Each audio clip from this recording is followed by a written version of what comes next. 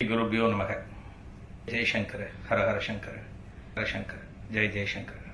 விதமான அனுஷ தினத்தில் இங்கு கூடியிருக்கின்ற பெரியவாளின் பக்த கொடிகள் அனைவருக்கும், நண்பர்கள் அனைவருக்கும் எனது பணிவான நமஸ்காரங்களை தெரிவித்துக் கொள்கிறேன். காஞ்சி மகா சுவாமிகள் அவதரித்த விதமான இந்த அனுஷ தினத்தில் அந்த மகானது நெய்வலைகளை எல்லாம் போற்றி துதிப்பதற்கு சந்தர்ப்பத்தை, ஒரு மாபெரும் பாக்கியத்தை எனக்கு வழங்கியிருக்கிறார்கள் கிருஷ்ணா ஸ்வீட்ஸ் நிறுவனத்தார்.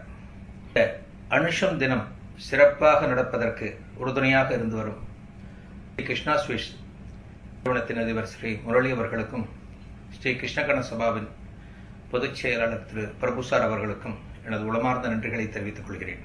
மகா பெரியவா சம்பந்தப்பட்ட பக்தியா இருந்தாலும் சரி, எந்த ஒரு தெய்வத்தின் மேல நாம வைக்கக்கூடிய பக்தியா இருந்தாலும் சரி, நம்பிக்கை தான் அதுக்கு முதல் அடிப்படைங்கிறத நான் ஒவ்வொரு சந்தர்ப்பத்திலையும் சொல்லிட்டு வரேன். உண்மையான பக்தி இருக்கணும் அப்படின்னா நம்பிக்கை தான் அதுக்கு பிரதானம்.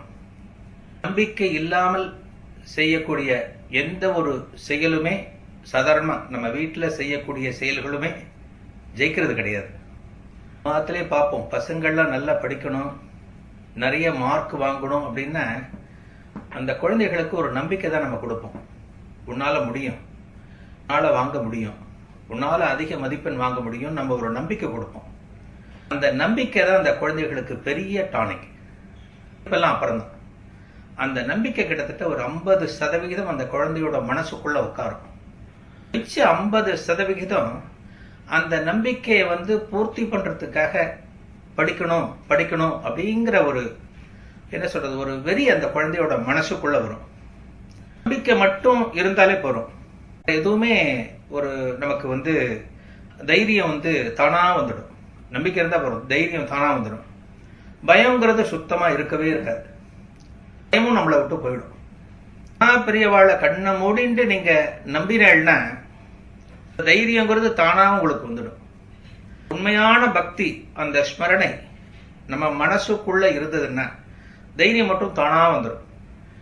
என்ன பிரார்த்தனை வைக்கிறோமோ, மகா சுவாமிகள்கிட்ட வைக்கிறோமோ, அந்த பிரார்த்தனை எல்லாம் பரிபூர்ணமா நடந்துடும். உண்மையான பக்தி அந்த மாதிரி நேரத்தில் தான் வெளியில வரும். உண்மையான பக்திக்கு, நம்மளோட பக்திக்கு மகா சுவாமிகள் இறங்கி நம்ம என்ன கேட்கிறோமோ அதை கொடுப்பார். கிட்டையும் மகான்கள்கிட்டையும் எப்பவுமே அந்த பக்தி இருக்கும்போது நம்ம தைரியத்தை ரொம்ப வரவழைச்சுக்கணும். எல்லாருமே மனுஷால காப்பாற்றுறதுக்காக அவதாரம் எடுத்தவர், மகான்களாகட்டும் தெய்வங்களாகட்டும், எல்லாத்தோட அவதாரத்தோட ஒரே காரணம் மனித குலத்தை காப்பாற்றுறது தான். அவளுக்கு வேற எந்த தேவைகளும் கிடையாது, எந்த தேவையும் கிடையாது. அந்த தைரியம், கடவுள்கிட்ட நாம தைரியமா இருக்கணும். மனசுல பயம் இருந்தால்தான் தைரியம் இருக்காது. மனசுல தைரியம் இருக்கணும், நம்ம உண்மையா இருக்கணும். நம்ம உண்மையா இருந்தா தைரியம் நன்னா வரும். தெனாலிராமன் கதை ஒண்ணு ரொம்ப அழகான கதை. இதுக்கு ஒரு உதாரணமா சொல்லலாம்.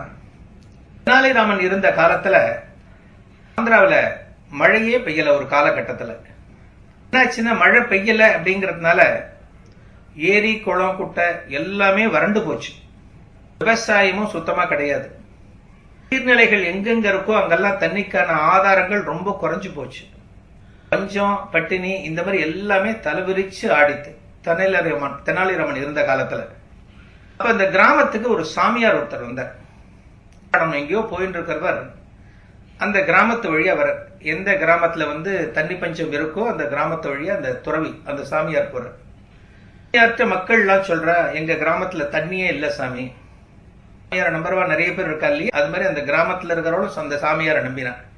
நீங்க எங்க கிராமத்துல இருந்து எங்க கிராமத்துல மழை வர்றதுக்கு நீங்க ஏதாவது ஒரு கருணை பண்ணணும், ஒரு அருள் பண்ணணும் அப்படின்னு சொல்லிட்டு அந்த கிராமத்துல இருக்கிறவாள் அந்த சாமியார்ட்ட சொன்னேன். இந்த சாமியாரும் சரி நான் இங்க தங்கி இருக்கேன் அப்படின்னு சொல்லிட்டு அங்க தங்க ஆரம்பிச்சார். இந்த சாமியாரை டெய்லி பார்த்து அவர்கிட்ட ஆசீர்வாதம் வாங்கிட்டு எல்லாம் பண்ணிட்டு தான் அந்த கிராமத்துல இருக்கிறவாள்லாம். என்னாச்சுன்னா, ஒரு நாள் மழை கொடுத்து அந்த கிராமத்துல. மழை மழைன்னா மழை சாதாரண மழை, என்னென்னலாம் காஞ்சு போயிருக்கோ எல்லாமே ரொம்ப எடுத்து, ஏரி குளம் குட்டை பாசனத்துக்கான வயல்கள் எல்லாமே ரொம்ப எடுத்து. தெனாலிராமன் அப்ப அந்த கிராமத்துல இருந்தான். தெனாலிராமன் இந்த சாமியார் கிட்ட போனான். சாமியார் கிட்ட போனோடனே எல்லாரும் அந்த சாமியார் காலில் விழுந்து கும்பிட்டு இருக்கா. தெனாலிராமன் அந்த சாமியாரை பார்த்து இளக்காரமா சிரிச்சான். இளக்காரமா சிரிச்சோடனே அந்த சாமியாருக்கு தெனாலிராமன்ட்ட ஏதோ ஒரு விஷயம் இருக்கு, ஒரு ஸ்பார்க் இருக்கு அப்படிங்கறது அந்த சாமியார் புரிஞ்சுட்டு, ஏன்பா என்னை பார்த்து சிரிக்கிற அப்படின்னு தனியா கூப்பிட்டு கேட்டார். பல பேர் இருக்கும்போது கேட்க முடியாது இல்லையா, அதனால தெனாலிராமனை தனியா கூப்பிட்டு அந்த சாமியார் கேட்டார். தெனாலிராமன் சொன்னா, பெய்யறதும் பெய்யாததும் இயற்கையா நடக்கக்கூடிய விஷயங்கள். மகான்களுக்கு சாத்தியம் இருக்கு. மகான்கள் நினைச்சா ஒரு மழையை பெய்ய வைக்க முடியும், பெய்த்தனமா பெய்யக்கூடிய மழையை நிறுத்த வைக்கவும் தெரியும். ஆனா இந்த ஊர்ல எங்க கிராமத்துல பெஞ்ச மழை இயற்கையா பெஞ்ச மழை. இந்த காக்கா உட்கார பணம்பழம் விழுந்த கதையா சொல்லுவா இல்லையா, அதே மாதிரி எங்க கிராமத்தை நீங்க தாண்டி போகும்போது இங்க தங்கியிருக்கீங்க, அந்த சமயத்துல மழை பெஞ்சிருக்கு, நீங்க வந்ததுனால பெஞ்ச மழை கிடையாது அப்படின்னு தெனாலிராமன் சொன்னான். அடிச்சு சொன்னான் அந்த சாமியார்ட்ட. அந்த சாமியார் இன்னும் கொஞ்சம் தனியா ஒரு தனி ரூம்குள்ள கூட்டுன்னு போனார். நீ சொன்னதெல்லாம் உண்மைதான்ப்பா, பண்றதுக்குன்னு நான் எதுவுமே பண்ணல, அது காக்கா உக்கார பணம்பழம் விழுந்த கதை தான். அது அந்த மழை வந்துடுத்து, தானா வந்துடுத்து. எனக்கு ஒரு நல்ல பேர் கிடைச்சது இந்த கிராமத்துல. நான் இந்த கிராமத்து எல்லையை தாண்ட வரைக்கும் அந்த பேரை நீ கெடுத்துறாத, ஏன்னா இத்தனை பேரும் சேர்ந்து கல்லெடுத்து அடிச்சாங்கன்னா என் உடம்பு தேராது அப்படின்னு அந்த சாமியார் தெனாலிராமன் சொன்னார். சொன்ன பிறகு அந்த சாமியார் தெனாலிராமன் சொன்னார், ரொம்ப அழகா இதை கண்டுபிடிச்சியே, நீ ஒரு அபரிமிதமான ஒரு ஞானம் இருக்கு, பெரிய ஞானம் உன்கிட்ட உட்கார்ந்து இருக்கு, வந்து நீ வெளியில கொண்டு வந்தா நீ ரொம்ப பிரபல்யம் அடைஞ்சிருவ. இது வந்து காளி உபாசனை உனக்கு தேவை. காளியை நீ உபாசனை பண்ணினா எதிர்காலத்துல உன்னை யாராலையுமே ஒண்ணுமே பண்ண முடியாது. நீ வந்து தனித்துவமா நினைக்கலாம், எந்த ராஜாவும் உன்கிட்ட கேள்வி கேட்க முடியாது. பல ராஜாக்கள் தெனாலிராமன்ட்ட பயந்த காரணமே தெனாலிராமன் மிகச்சிறந்த காளி உபாசகன். அந்த ஒரு காரணத்துக்காக தான் பல ராஜாக்கள் தெனாலிராமன்ட்டே பேசுறதுக்கு பயப்படுவா. ஆக இந்த விஷயத்தை அந்த சாமியார் வந்து தெனாலிராமன்ட்ட சொல்ற, நீ காளிய வந்து நினைச்சு தவமிரு, காளிய வழிபடு, அந்த காளி வந்து உனக்கு எல்லா சக்தியையும் கொடுப்பா அப்படின்னு சொல்லிட்டு அந்த சாமியார் சத்தம் போடாம கிளம்பி போயிட்டார். அடுத்து தெனாலிராமன் என்ன பண்ணா, ஒரு காளி கோவிலுக்கு போனான். அந்த கிராமத்துல இருக்கிற ஒரு காளி கோவிலுக்கு போயிட்டு ஒரு கடுமையான ஒரு தவம் இருக்கான். காளிய பிரார்த்தனை பண்ணி ஒரு கடுமையான தவம் இருக்கான். கொஞ்ச நாள் போன பிறகு அந்த காளிக்கு மனசு இழகிடுத்து, இவனுக்கு நம்ம அருள் பண்ணலாம் அப்படின்னு சொல்லிட்டு அந்த காளி அவனுக்கு முன்னாடி உக்கிரமா வந்து நின்னான். காளின்னு பார்த்தேன்னா ஒரு 1000 தலை, பயங்கரமான காளி, பல்லெல்லாம் கோரமா இருக்கு, என்னென்னமோ கபாலம் என்னென்னத்தையோ போட்டு இருக்க அந்த காளி. இதெல்லாம் நடந்த கதை, தெனாலிராமன் வாழ்க்கையில நடந்த கதை. தெனாலிராமன் பார்த்தோன்னே அந்த காளி, அந்த மாதிரி காளிய பார்த்தோன்னே பயப்படல. சாதாரணமா சில பொம்பளைகளை பார்த்தாலே பயப்படுறவன் நிறைய பேர் இருக்கா. வீட்டுல நான் சொல்ல, வெளிலன்னு வச்சுக்கோங்க, பிரச்சனை வேண்டாம். இந்த தெனாலிராமன் என்ன பண்ணா, அந்த காளிய பார்த்தோன்னே கொஞ்சம் படல சிரிக்க ஆரம்பிச்சான். அந்த காளிக்கு வந்து கொஞ்சம் கோபம் வந்துடுத்து.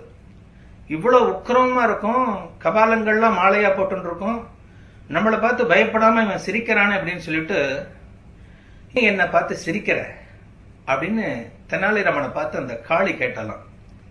தெனாலிராமன் சொன்னானா, அவன் சிரிக்கிறான். சிரிச்சுட்டு சொல்றான், எனக்கு ஜலதோஷம் வந்தா என்னோட 2 கையே எனக்கு போத மாட்டேங்கிறது, உனக்கு 1000 தலை இருக்கு, 2 கை தான் இருக்கு, உனக்கு தோஷம் வந்ததுன்னா என்ன பண்ணுவேன்னு நான் யோசிச்சு பார்த்தேன். உன் நிலை ரொம்ப பரிதாபம் காளி, ரொம்ப பரிதாபம். நீ எந்த மூக்க சிந்துவ, நீ 2 கையை வச்சிருந்து 1000 தலையில நீ எந்த மூக்க வச்சிருந்துவேன்னு நான் கவலைப்பட்டேன் அப்படின்னு சொன்ன பிறகு அந்த காளிய சிரிச்சாதான். தெனாலிராமனுக்கு அந்த நகைச்சுவை உணர்வை காலாகாலமும் இருக்கணும் அப்படின்னு சொல்லிட்டு அந்த காளி அருள் புரிஞ்சு அவனுக்கு அனுப்பினாலாம் தெனாலிராமன். தெனாலிராமன் என்னன்னா, அந்த கடவுள், அந்த தெய்வத்தை, காளிய பார்க்கும்போது ஒரு பயம் இல்லை, தெய்வத்திட்டெல்லாம் பயம் கூடாது அப்படிங்கிறதுக்கு இது ஒரு சின்ன உதாரணம். சுவாமிகள்கிட்ட சிறுவனுக்கு ஒரு அறிமுகம் கிடைச்சது. சுவாமிகள் கதைக்கு வருவோம். சிறுவனுக்கு மகா சுவாமிகளோட ஒரு அறிமுகம், ஒரு பரிச்சயம் கிடைச்ச கதை அது. மகா சுவாமிகளோட அன்புக்கும் அருளுக்கும் அந்த சிறுவன் எப்படி பாத்தியதைப்பட்டான், எப்படி அதை அனுபவிச்சான் அப்படின்னு சொல்ற கதை அது. இந்த கதை சில பேருக்கு தெரிஞ்சிருக்கலாம், இருந்தாலும் சொல்றேன். மிகவும் மதிக்கக்கூடிய ரமணி அண்ணா இந்த ஆஞ்சநேயர் கோயில ஸ்தாபகர். அவர் எங்கிட்ட ஒரு நாள் உட்கார்ந்து முழுக்க முழுக்க சொன்ன கதை அது. அந்த கதையை எழுதியிருக்காரு அவர். எங்கிட்ட அனுபவிச்சு சொன்னார் அந்த கதையை. மகா சுவாமிகள் ஒரு தடவை ஸ்ரீசைலத்தை நோக்கி ஒரு யாத்திரை போயிட்டு இருக்க. பரிவாரம் எல்லாம் போயிட்டு இருக்கு. மேனா போயிட்டு இருக்கு, சிப்பந்திகள் போயிட்டு இருக்கா, ஸ்ரீகாரியம். அந்த கிராமத்துல இருக்கிற ஜனங்கள் அடுத்த கிராமம் வரைக்கும் வருவா. திரும்ப அந்த கிராமத்து ஜனங்கள் சேர்ந்து மகா சுவாமிகளோட ஜெய ஜெய சங்கர கோஷம் போட்டுன்னு வருவா. அது மாதிரி அந்த யாத்திரை போயிட்டு இருக்கு. இந்த யாத்திரை போயிட்டு இருக்கும்போது கர்னூல் கிட்ட மகா சுவாமிகளுக்கு ஒரு மிகச்சிறந்த வரவேற்பு கர்னூல் நகரத்துல இருக்கிற பிரமுகர்கள் எல்லாம் சேர்ந்து கொடுக்கிறாங்க. கர்னூல்ல அங்க மகா சுவாமிகள் அங்க கூடியிருக்கிற பக்தர்கள் மத்தியில அழகா பிரசங்கம் உரையெல்லாம் நிகழ்த்தி விட்டு இருந்து அடுத்த கிராமத்தை நோக்கி, அதாவது ஸ்ரீசைலம் போயிட்டு இருக்க, அடுத்த தன்னோட பயணத்தை ஆரம்பிச்சு போயிட்டு இருக்க. போயிட்டு இருக்கும்போது நடுப்புற திடீர்னு ஒரு கிராமம் வரும்போது மழை ஆரம்பிச்சு கொடுத்து. மழை ஆரம்பிச்சோன்னு சுவாமிகள் நடந்து வந்துட்டு இருக்காரு. இப்ப மடத்து சிப்பந்திகள்லாம் சொன்னா, சுவாமிகள் மழை ஆரம்பிச்சு கொடுத்து பெரியவா, நீங்க சிவிகத்துல ஏறிட்டு இருக்கோம், நாங்க பல்லக்குல தூக்கிட்டு வந்துட்டு இருக்கோம் அப்படின்னு சொல்றார். சுவாமிகள் சொல்றார், இவ்வளவு பேர் மழையில நனைஞ்சுட்டு வரையலடா, நான் மட்டும் எப்படி நனையாம உட்கார்ந்து வர முடியும், நானும் உங்க கூட வரேன், மழை எது வரைக்கும் பெய்யறதுன்னு பார்க்கலாம் அப்படின்னு சொல்லிட்டு அத்தனை பக்தாலோட மகா சுவாமிகள் நடந்து வந்துட்டே இருக்கு. மழை நிக்கிற மாதிரி தெரியல. வருண பகவான் மகா சுவாமிகள் மேல கருணை அப்படி பொழியறான் போல இருக்கு. மழையா பொழிஞ்சுட்டு இருக்கான். போயிட்டு இருக்கும்போது பக்கத்துல ஒரு சிவன் கோவில், ஒரு பழமையான ஒரு சிவன் கோவில் வருது. சிவன் கோவில்ல கொஞ்ச நேரம் நாம ஓய்வு எடுத்துக்கலாம், இங்க ஒரு முகாம் வச்சுக்கலாம், கொஞ்ச நேரத்துக்கு வச்சுக்கலாம், மழை விடுற வரைக்கும் அப்புறம் பார்க்கலாம் அப்படின்னு மகா சுவாமிகள் தீர்மானம் பண்ணி அந்த சிவன் கோவிலுக்குள்ள போறார். சிவன் கோவில்ல உட்காந்து அவ பரிவாரங்கள்லாம் உட்காந்து என்னென்ன அனுஷ்டானங்கள் மகா சுவாமிகள் பண்ணணுமோ அதுக்கு ஏற்பாடெல்லாம் பண்ணிட்டு இருக்க. மகா சுவாமிகள் அந்த கிராமத்துல அந்த சிவன் கோவில்ல தங்கி இருக்கா அப்படின்னு தெரிஞ்ச உடனே அந்த கிராமத்துல இருக்கிறவெல்லாம் மழையை பொருட்படுத்தாம ஓடி வர ஆரம்பிச்சுட்டா. அவ வீட்டுல என்னென்ன பொருட்கள் இருக்கும், ஒரு வாழைத்தார் இருந்தா வாழைத்தார், பூஷணிக்காய் இருந்தா பூஷணிக்காய், புளி இருந்தா புளி மூட்டை, ஏன்னா அவளுக்கு எல்லாம் கைங்கரியத்துக்கு கொடுக்கணும், அவ அன்னதானத்துக்கு கொடுக்கணும் அப்படிங்கிற எண்ணம்லாம் கிராமத்து ஜனங்களுக்கு ரொம்ப அதிகம். அதுவும் இந்த கர்னூல்ல இருந்து இந்த ஸ்ரீசைலம் போகக்கூடிய அந்த ஆந்திராவில பெரும்பாலான கிராமங்கள்ல மகா சுவாமிகளோட அருளுக்கு பாத்தியதப்பட்டவ ரொம்ப குடும்பங்கள் இருக்கு. ஏன்னா ரொம்ப அதிகமா அங்க யாத்திரை போயிருக்கார் மகா சுவாமிகள். இந்த கிராமத்துல இருக்கிறவ எல்லாம் வெவ்வேறு பொருட்களை மகா சுவாமிகளுக்கு சமர்ப்பணம் பண்ண அந்த கோவில்ல, பாழடைஞ்ச கோவில்ல பூரணகமம் கொடுக்கறது எல்லாம் கொடுத்துட்டு இருக்க. பிறகு எல்லாம் ஒரு 1/2 மணி நேரம் 1 மணி நேரம் போன பிறகு மழை நின்று போச்சு. எல்லாத்தையும் மூட்டை கட்டிட்டு திரும்ப நம்ம யாத்திரையை ஆரம்பிக்கலாம் அப்படின்னு மகா சுவாமிகள் சொன்னோன்னு திரும்ப யாத்திரை புறப்படுறது. கிராமத்து ஜனங்கள் மனசே இல்லாம மகா சுவாமிகளுக்கு ஒரு விடை கொடுத்து அனுப்புற. கிராமத்துல 1/2 மணி நேரம் 1 மணி நேரம் மகா சுவாமிகள் இருந்ததே ஒரு பெரும் கருணை அப்படிங்கிற மாதிரி மகா சுவாமிகளுக்கு நமஸ்காரம் பண்ணி அந்த கோரி அனுப்பி வைக்கிறார். ஒரு 7-8 மைல் போன பிறகு அடுத்து ஒரு கிராமம் வருது. கிட்டத்தட்ட இரவு நேரமும் நெருங்கிட்டு இருக்கு. தாண்டி போக முடியாது, ராத்திரியில பயணம் போக முடியாது. கிராமத்துல நம்ம தங்கலாம் அப்படின்னு மகா சுவாமிகள் தீர்மானம் பண்றார். மகா சுவாமிகள் காலத்துல எப்படின்னா, ஒரு கிராமத்துல தங்குறதுன்னா தீர்மானம் முன்னாடி கிடையாது. இந்த கிராமத்துல அடுத்து தங்குவோம், அந்த கிராமத்துல அடுத்து தங்குவோம், அங்க ஏற்பாடெல்லாம் பண்ண சொல்லுங்கிறது அவரோட காலத்துல அதிகம் நடந்ததே கிடையாது. மகா சுவாமிகளுக்கு தோணும் இந்த இடத்துல தங்கலாம் அப்படின்னு தோணுதுன்னா அந்த இடத்துல முகாம். அந்த கிராமத்துல இருக்கிற முக்கியஸ்தர்கள்லாம் வரவழைச்சு என்னென்ன பண்ணணுமோ சொல்லுவா. அவ பிறர்க்கரிய பாக்கியம் கிடைச்ச மாதிரி அவ எல்லாம் பண்ண ஆரம்பிச்சிடுவா. என்னென்ன தேவையோ எல்லா சலுகைகளும் பண்ண ஆரம்பிச்சிடுவா. காஞ்சி மகா சுவாமிகளுக்கும் அந்த பீடத்துக்கும் பண்ண ஆரம்பிச்சிடுவா.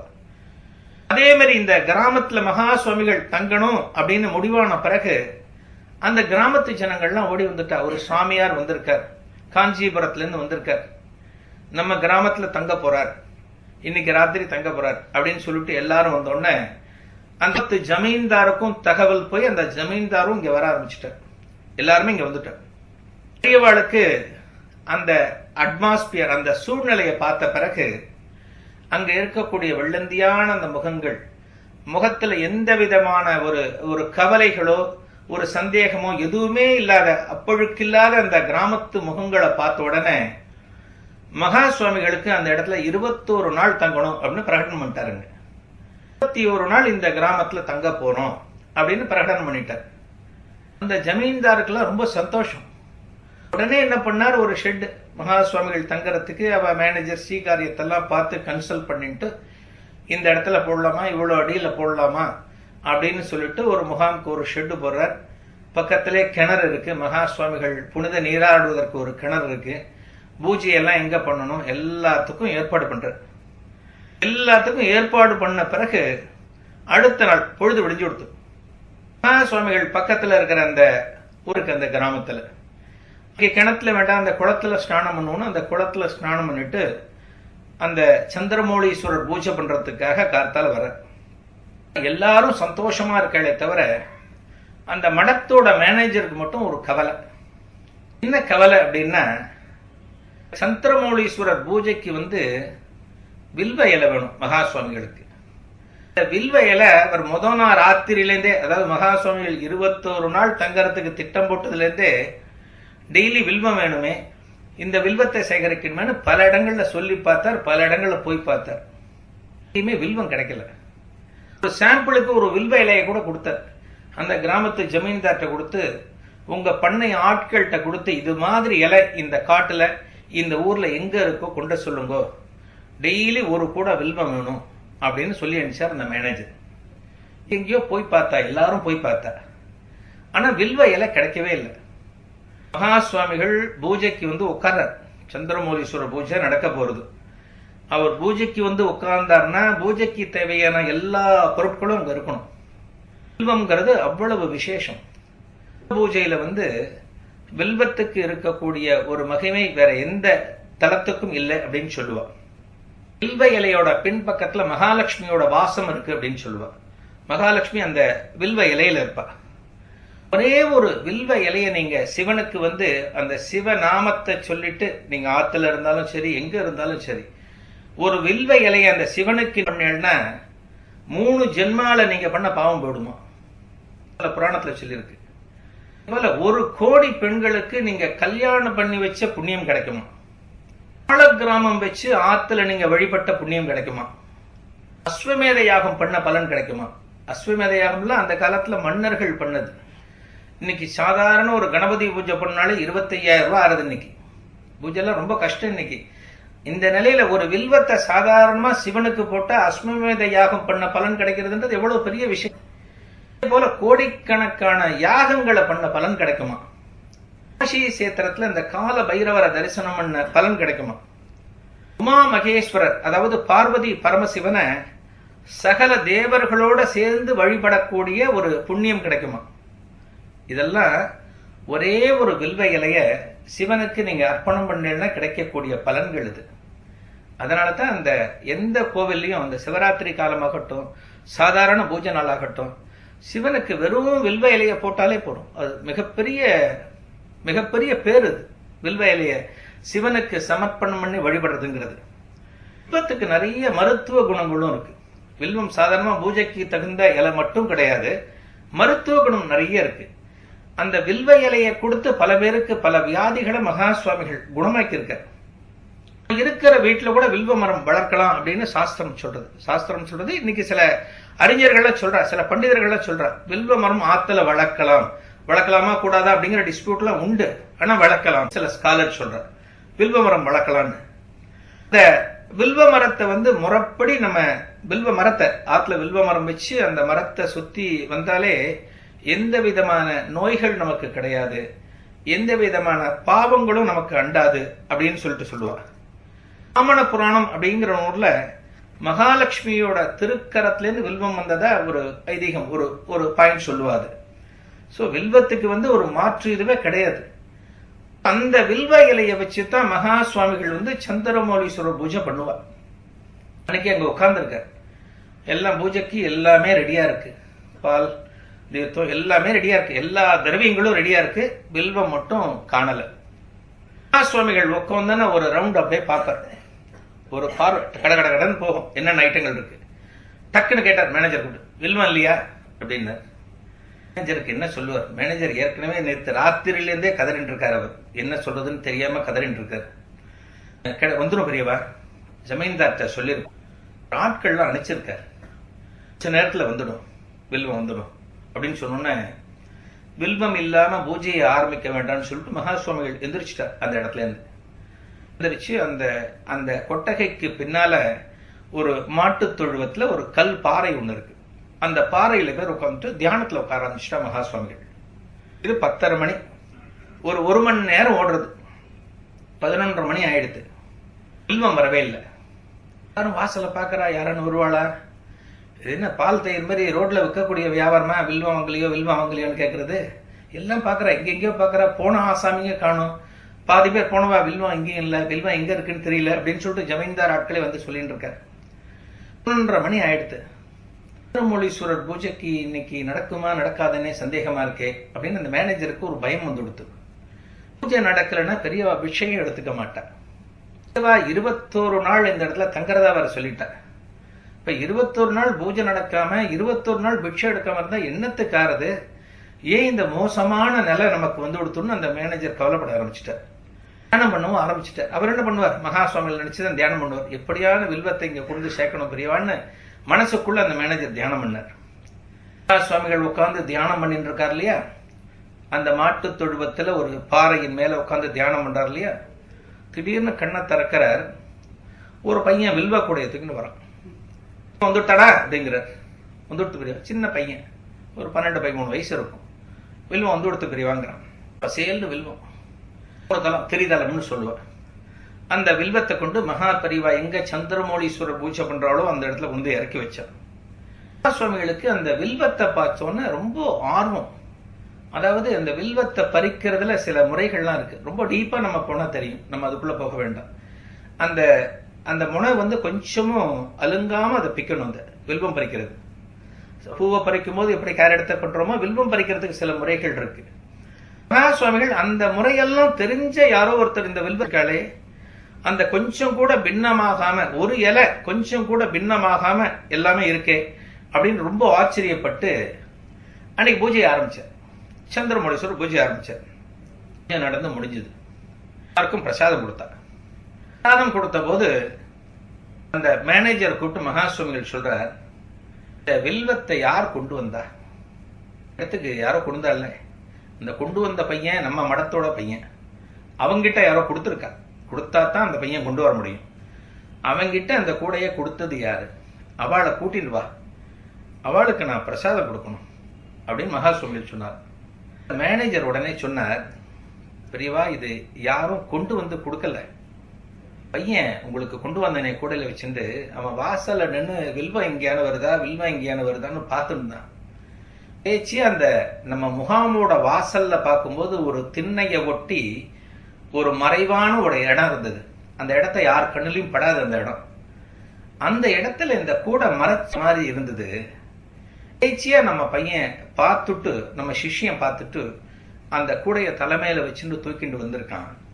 இந்த கூடையை யார் கொண்டு அந்த இடத்துல வச்சா அப்படிங்கிறது எங்களுக்கு தெரியல பெரியவா அப்படின்னு அந்த மேனேஜர் சொல்றார்.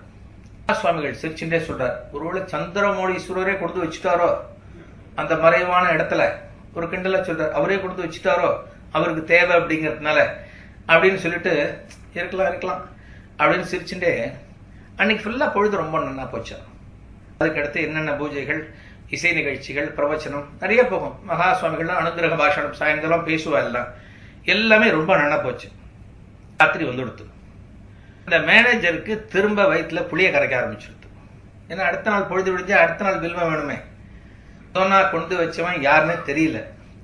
அந்த வில்வம் அடுத்த நாளும் மேஜிக் மாதிரி அந்த இடத்துக்கு வந்து நிக்கணுமே, வரணுமே அப்படிங்கிற கவலை அந்த மேனேஜருக்கு வந்து கொடுத்து மறுநாள் வந்து எப்படியும் வில்வம் வரணும் அப்படின்னு பிரார்த்தனை பண்ணிட்டு அந்த வில்வம் கொண்டான் இல்லையா, அந்த கண்டுபிடிச்சு கொண்டான் இல்லையா ஒரு சின்ன சிஷ்யன், ஒரு பையன், அவன்கிட்ட சொன்னார், டேய் நேத்து பண்ண மேஜிக் மாதிரியே இன்னைக்கும் எங்கேயானு பார்த்து எங்கேயானு மறைஞ்சிருக்கான்னு பார்த்து ஒரு கூடை கொண்டு வர்றா, அப்பத்தான் மகா சுவாமிகள்ட்ட இருந்து நாமெல்லாம் தப்பிக்க முடியும் அப்படின்னு அந்த மேனேஜர் சொல்றாரு. அந்த பையனும் தலையாட்டிண்டு சரி கிடைச்சா நான் கொண்டு வந்துறேன்னு சொல்லிட்டு நான் எங்கேயே இருந்து எடுத்தானோ அந்த இடத்துக்கு போறான். அந்த இடத்துல உட்காந்துருக்கான். பார்த்தா அதே இடத்துல வில்வ கூடைய ஒருத்தன் கொண்டு வரான். 12 வயசு பையன். அந்த கொண்டு வர பையனும் கச்சம் மாதிரி ஒரு வேஷ்டி, ஒரு அழுக்கு வேஷ்டி கட்டின்னு இருக்கான். அழுக்கு சட்டை போட்டு இருக்கான். சட்டையெல்லாம் ஒரு மாதிரி கசங்களா இருக்கு, ரொம்ப அழுக்கா இருக்கு. கையில கட்டு குடுமி, அந்த குடுமி அப்படியே தொங்குறது. அந்த பையன் கொண்டு வைக்கிறான், வில்வத்தை கொண்டு வைக்கிறான். வில்வத்தை அந்த பையன் வச்சுட்டு கொஞ்சம் நகரும் போது பையன் ஓட ஆரம்பிச்சிட்டான். அதாவது பையனுக்கு என்னன்னா, இந்த வில்வம் வைக்கிறது நாமன்னு இங்க தெரியக்கூடாது அப்படின்னு மனசுக்குள்ள அவனுக்கு ஒரு எண்ணம். அது என்னங்கிறது பின்னால வரும், ஏன் காரணம் பின்னால வரும். அந்த பையன் அந்த கூடைய வச்சுட்டு நகர்ந்து ஓட ஆரம்பிச்சான். கரெக்டா பிடிச்சிட்டார். யாரு? இந்த மேனேஜர் பிடிச்சிட்டார். அவரும் மறைஞ்சிருந்து எல்லாத்தையும் கண்காணிச்சுட்டு இருக்கார். அந்த பையனுக்கு குறுக்க நிக்கிறார். நில்லுடா அப்படின்னு. மாட்டின்ட்டான். மேனேஜர் காலில் விழுந்தான். மன்னிச்சுடுங்க, பண்ணதுல ஏதாவது அபச்சாரம் இருந்தா என்ன மன்னிச்சுடுங்க அப்படின்னு அந்த பையன் வெகுளுத்தனமா சொல்றான். மேனேஜர் சொல்றார், குளிச்சுட்டு வா, ரொம்ப அழுக்கா இருக்கான் அந்த பையன், உன் வீடு எங்க? இங்கதான் இருக்கு அப்படிங்கிறான். குளிச்சுட்டு நெத்தியில விபூதி ஏதாவது போட்டு நல்ல வெள்ளையான வஸ்திரத்தை கட்டிண்டு இங்க வா, சாமியார் உள்ள இருக்கார் பத்தியா, மகாசுவாமிகளை காட்டுறார், இந்த பெரியவர் இருக்கார் பத்தியா, அவர்கிட்ட உன்னை நான் கூட்டிட்டு போறேன், நீ மத்தியானமா எல்லாத்தையும் முடிச்சுட்டு வா அப்படின்னு சொல்லி அந்த பையன் அனுப்புறாரு. அந்த பையனும் உற்சாகமா போறான். மகாசுவாமிகள் அன்னைக்கு வில்வம் கிடைச்செடுத்து, அன்னைக்கு சந்திரமூலீஸ்வரர் பூஜை ரொம்ப பிரமாதமா நடக்கிறது, ரொம்ப ஏகாந்தமா நடக்கிறது. மகாசுவாமிகளுக்கு ரொம்ப சந்தோஷம் நடக்கிறது. அந்த பையன் கரெக்டா ஒரு 3 மணி 2:30 மணி 3 மணிக்கு அந்த பையன் இந்த மேனேஜர் எப்படி சொன்னாரோ அதே மாதிரி குளிச்சுட்டு அழகா வேற வெள்ளை வேஷ்டி ஒண்ணு கட்டிண்டு அந்த கட்டுக்குடுமைய முடிஞ்சுண்டு ஓரளவு சுமாரா அவங்ககிட்ட இருக்கிற ஒரு சட்டையை போட்டு இங்க வந்துட்டாங்க. அந்த பிறகு அந்த மேனேஜர் என்ன பண்ணார், இந்த பையனை கூட்டின்னு போனார். யார்கிட்ட? பெரியவா கிட்ட. பெரியவா கிட்ட கூட்டின்னு போனார். அந்த பையனை தீர்க்கமா பார்த்தார். மகாசுவாமிகள் பார்த்தார். கூப்பிட்டு, உன்னோட பேர் என்னப்பா அப்படின்னு கேட்டார். என் பேரு புரந்தர கேசலு, புரந்தர கேசவலு அப்படின்னு அந்த பையன் சொல்றான். என் பேரு அப்படின்னு சொன்னோன்னா பையனுக்கு தமிழ் தெரியறதே அப்படின்னு மகாசுவாமிகளுக்கு ஒரு ஆச்சரியம். ஏன்னா தெலுங்கு பேசக்கூடிய இடம் இது. சின்ன பையன் தமிழ்ல பேசுறானே அப்படின்னு சொல்லிட்டு, தமிழ் பேசுறிய, நீ எப்படி தமிழ் பேசுற, உனக்கு தமிழ் தெரியுமா அப்படின்னு மகாசுவாமிகள் கேட்கிறார். எங்க அப்பா தான் எனக்கு தமிழ் சொல்லி கொடுத்தாரு. அம்மா 2 வயசுல என்னை விட்டு போயிட்டாங்க. எனக்கு அப்பா மட்டும்தான்.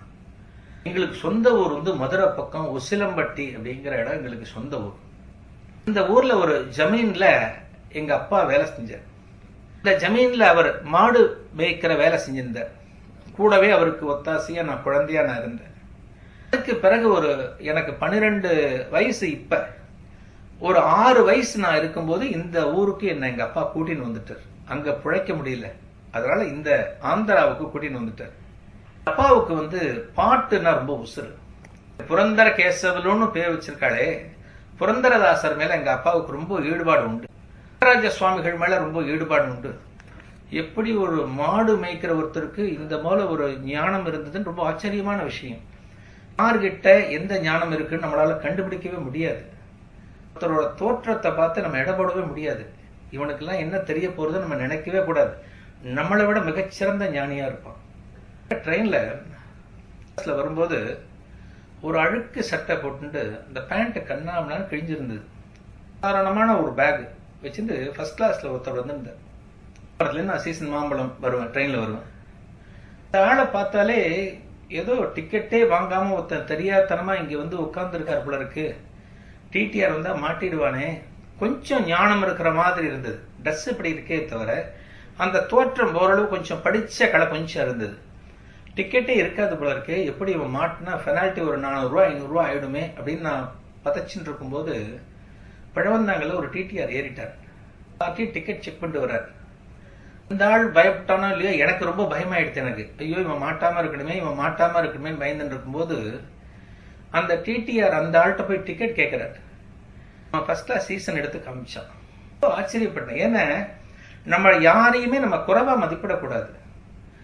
மாடு மேய்க்கிற ஒரு ஆளுக்கு எப்படி புரந்தரதாசரோட கீர்த்தனைகள் தெரிஞ்சிருக்கு, எப்படி தியாகராஜர் கீர்த்தனைகள் தெரிஞ்சிருக்குன்னு சொல்ல முடியாது. எல்லாம் பூர்வ ஜென்மம். எல்லாமே பூர்வ ஜென்மத்துல நம்ம என்ன இருக்கோ அதைத்தான் இப்ப அனுபவிச்சுட்டு இருக்கோம். ஒருவேளை பெரிய சங்கீத வித்வானா அவர் இருந்திருக்கலாம் பூர்வ ஜென்மத்துல, அதனோட தொடர்ச்சியா கூட இந்த பிறவியில் அவர் இருக்கான். ஆக இந்த புரந்தரகேசவு மகா சுவாமிகள்கிட்ட சொல்லிட்டு இருக்கான், எங்க அப்பா தியாகராஜ சுவாமிகள் கீர்த்தனை எல்லாம் பாடுவார், புரந்தரதாசர் கீர்த்தனை எல்லாம் பாடுவார், அதெல்லாம் எனக்கு அப்பப்ப சொல்லி கொடுப்பார், அந்த கீர்த்தனைகள்லாம் நான் அப்பப்ப கொஞ்சம் பாடுவேன் அப்படின்னு சொல்றேன். அடுத்த கேள்வி, முக்கியமான கேள்வி மகா சுவாமிகள் கேட்கிறார். சரி பையா, இந்த ஊர்ல வில்வங்கிறதே இல்லைன்னு எல்லாருமே சொன்னா, நீ மட்டும் டெய்லி கூட கூடையா ஃப்ரெஷ்ஷா புத்தம் புதுசா வில்வம் கொண்டு வரையே, எங்கே இருந்து கொண்டு வர? மகா சுவாமிகள் இந்த பசங்கள்லாம் பார்த்தா ரொம்ப ஆர்வமா கேட்பார், அவா லெவலுக்கு இறங்கிடுவார், அவா லெவலுக்கு இறங்கி அவளுக்கு புரியும்படி கேட்பார், எங்கே இருந்து இந்த கூடையை நீ கொண்டு வர அப்படின்னு கேட்டோன்னு அந்த பையன் அதுக்கு பதில் சொல்றான், அப்பா இருக்கும்போது ஒரு காட்டுல ஒரு தடவை உள்ள போயிருந்தோம், நாங்க இருக்கும்போது ஒரு மரத்தை காமிச்சார், அது 3 மரம் அடுத்தடுத்து இருக்கு பாத்தியா, 3 மரம், அந்த 3மே வில்வ மரம். இந்த காட்டுல இந்த ஊர்ல வேற எங்கேயுமே வில்வ மரம் கிடையாது, அதுதான் வில்வ மரம். சிவனுக்கு இதை வச்சு பூஜை பண்ணா ரொம்ப விசேஷம் அப்படின்னு எங்க அப்பா ஒரு தடவை இதை அடையாளம் காமிச்சார். நான் ஜமீன்ல இருக்கிற அன்னைக்கு நீங்க இந்த ஊருக்கு வந்தப்ப நான் ஜமீன்ல இருந்தேன். அப்ப அந்த வில்வ இலையை காமிச்சு பண்ணையாற்ற ஜமீன்தார்ட்ட எல்லாம் கேட்டிருந்தா, இந்த இலைய பல இடங்கள்ல தேடணும் சாமி, கிடைக்கல, அங்கங்க தேடணும் கிடைக்கலன்னு சொல்லிட்டு இருக்கும்போது, இந்த மரம் எங்க இருக்குன்னு எனக்கு தெரியுமாச்சே, நம்ம அங்க போய் கொண்டு வரும்னு சொல்லிட்டு யார்ட்டையும் சொல்லாம நானே அந்த இடத்துக்கு போய் வில்வம் பறிச்சு கூடையில கொண்டு இங்க வச்சுட்டு போனேன் அப்படின்னு அந்த பையன் சொன்ன மகா சுவாமிகள் ரொம்ப நெகிழ்ச்சி ஆயிட்டார், ரொம்ப ஆனந்தமாயிட்டார். ஒரு பையனுக்கு இந்த பூஜை நடக்கணுங்கிறதுல எந்த அளவுக்கு ஒரு ஆர்வம் அவனுக்கு இருக்கு, அந்த சிவபக்தியில எந்த அளவுக்கு அவன் உறைஞ்சிருக்கான் தோஞ்சிருக்கான் அப்படிங்கறதுல ரொம்ப சந்தோஷமாயிடுது மகா சுவாமிகளுக்கு. பார்த்து கேட்கிறார் மகா சுவாமிகள், சொல்லு, ஏதான தேவையா இருக்கா? தேவையா என்ன? உனக்கு அப்பா கிடையாது, அம்மா கிடையாது, இந்த பண்ணையாற்ற வேலை செய்யற, மாடு மேய்க்கிற, ஏதான தேவை, பணம் காசுன்னு சொல்லல, உனக்கு என்ன தேவையா இருக்கோ நீ என்கிட்ட கேளு, நான் மடத்துல இருந்து உனக்கு செய்ய சொல்றேன் அப்படின்னு மகா சுவாமிகள் சொல்றேன். அவன் சிவசிவா அப்படிங்கிறான். சிவசிவா அப்படின்லாம் எதுக்கும் ஆசைப்படக்கூடாதுன்னு எங்க அப்பா சொல்லுவார். என்ன பையன் சார், மாடு மேய்க்கிற பையன், நம்மளாம் முடியுமா? நம்மளாம் ஆசைப்படாம இருக்க முடியுமா? எதுக்கும் ஆசைப்படக்கூடாதுன்னு எங்க அப்பா சொல்லுவார். உலகத்துல எனக்கு 2 ஆசை தான் இருக்கு. இந்த பிரபு மகா சுவாமிகிட்ட சொல்றான், 2 ஆசை தான் இருக்கு. ஒரே ஒரு ஆசைய நான் இப்ப உங்கள்கிட்ட சொல்றேன். கொக்கி போடுறான் மகா சுவாமிகிட்ட, ஒரு கொக்கி போடுறான் அவன். ஒரே ஒரு ஆசை மட்டும் உங்கள்கிட்ட இப்ப சொல்றேன் அப்படின்னு மகா சுவாமிகள் கேட்கிறார். இன்னொரு ஆசை அப்படிங்கிறார், அது நீங்க இந்த ஊரை விட்டு கிளம்புறப்ப நான் உங்களுக்கு சொல்றேன் அப்படிங்கிற அந்த பையன். சரி, இப்ப என்ன ஆசை உனக்கு, அதை சொல்லு அப்படிங்கிறார். இங்க இருக்கக்கூடிய 20 நாள்ல ஒரு நாள் போயிடுத்து, 21 நாள் ஒரு நாள் போயிடுத்து.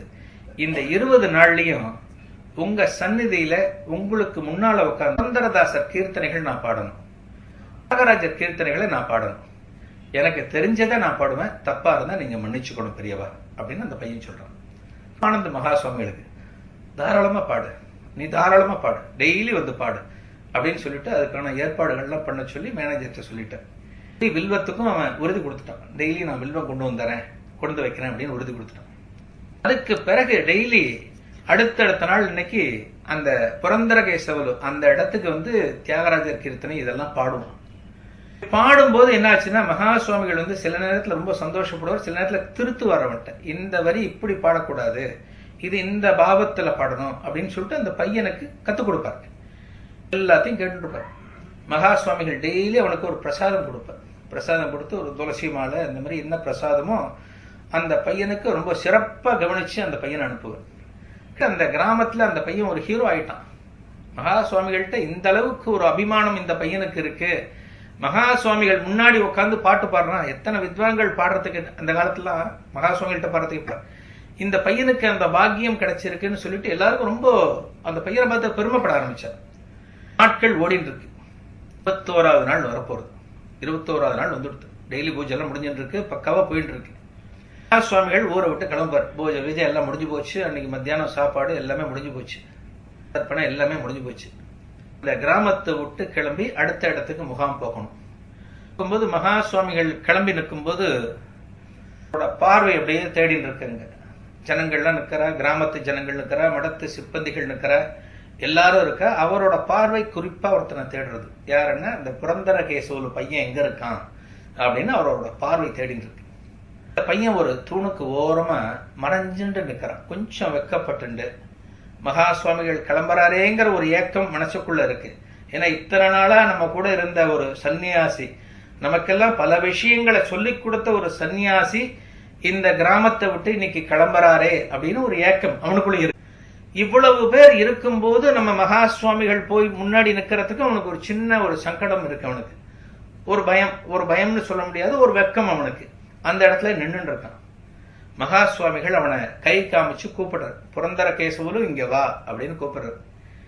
பையன் கண்ணில் தண்ணீர் வழியறது. கூப்பிட்டு பக்கத்துல வர சொல்றாரு. புரந்தரகேசவலு, உங்ககிட்ட இன்னொரு விஷயம் பேச வேண்டியது இருக்கு. சொன்னிய இன்னைக்கு 2 ஆசை சொன்னேன். ஒன்னு சொல்லிட்டேன், அதை நான் நிறைவேற்றிட்டேன். இல்லை என்னோட சந்நிதியில உட்காந்து நீ புரந்தரதாசர் பாடல் பாடின, தியாகராஜர் பாடல்கள்லாம் பாடின. இன்னொரு ஆசைய நான் இந்த ஊரை விட்டு கிளம்புறப்ப சொல்றேன்னு சொன்னியே, இந்த ஊரை விட்டு நான் இப்ப கிளம்ப போறேன், அடுத்த முகாமுக்கு போக போறேன், என்ன ஆசை அப்படின்னு சொல்லு அப்படின்னு கேட்கிறேன். இந்த புரந்தரகேசவலு சொல்றான், சொல்லுவார் சார், யார் இந்த மாடு வைக்கிற ஆளு, இவனோட அப்பா, எங்க அப்பா சொல்லுவாரு, புரந்தரகேசவலு, கடவுளோ ஒரு மகானோ நமக்கு முன்னாடி உனக்கு ஏதான ஆசை இருக்கா, எனக்கு டொயோட்டா கார் வாங்கி கொடு, பெரிய பங்களா வாங்கி கொடுலாம் கேட்க கூடாது, மோட்சம் கேட்கணும். பகவான் கிட்ட, ஒரு மகான் கிட்டன மோட்சம் கேட்கணும். இந்த மோட்சம் ஒரு கிடைத்தற்கரிய பெரும் பேர். அந்த மோட்சம், நம்ம மனுஷனா பிறந்ததே மோட்சத்தை அடையறதுக்காக தான் நம்ம மனுஷனா அவதாரம் எடுத்திருக்கோம். ஐயோ சங்கடங்கள் எல்லாத்தையும் தாண்டி நாம திரும்பவும் இந்த உடல்ல நம்ம மாட்டிண்டு தவிக்க கூடாது, மோட்சம் தான் கேட்கணும் அப்படின்னு எங்க அப்பா சொல்லியிருக்காரு எனக்கு.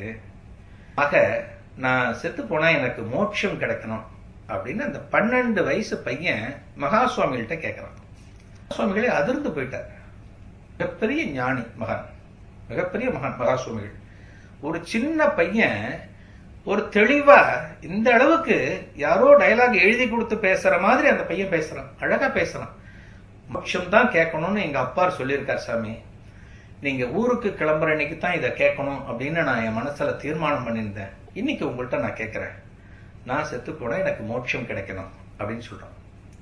சொல்றார் புரந்தரகேசவலு, புதிய காலத்துல எந்த வேளையிலையோ எந்த நேரத்துல உனக்கு கிடைக்கணும்னு இருக்கோ அந்த நேரத்துல உனக்கு மோட்சம் கிடைக்கிறதுக்கு நான் சந்திரமௌலீஸ்வரன் நான் பிரார்த்தனை பண்ணிக்கிறேன்.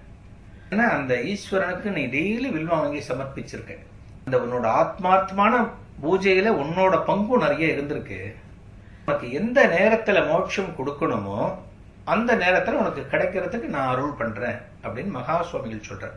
கூட என்ன பண்றார், அந்த ஜமீன்தாரை கூப்பிடுறார். இந்த கிராமத்துல, அதாவது அவன் அவர்கிட்ட தான் வேலை செய்யறான்.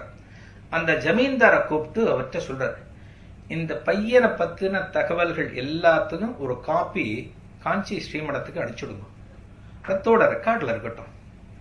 ஒரு பையன் இந்த ஊர்ல இருந்தான், எங்களுக்கெல்லாம் எல்லா ஹெல்ப்பும் பண்ணினா அப்படிங்கிற ரெக்கார்ட் இருக்கட்டும், இவனோட ஃபியூச்சரையும் நாங்க கவனிச்சுக்கிறதுக்கு அது பிரயோஜனமா இருக்கும் அப்படின்னு மகா சுவாமிகள் சொல்றார்.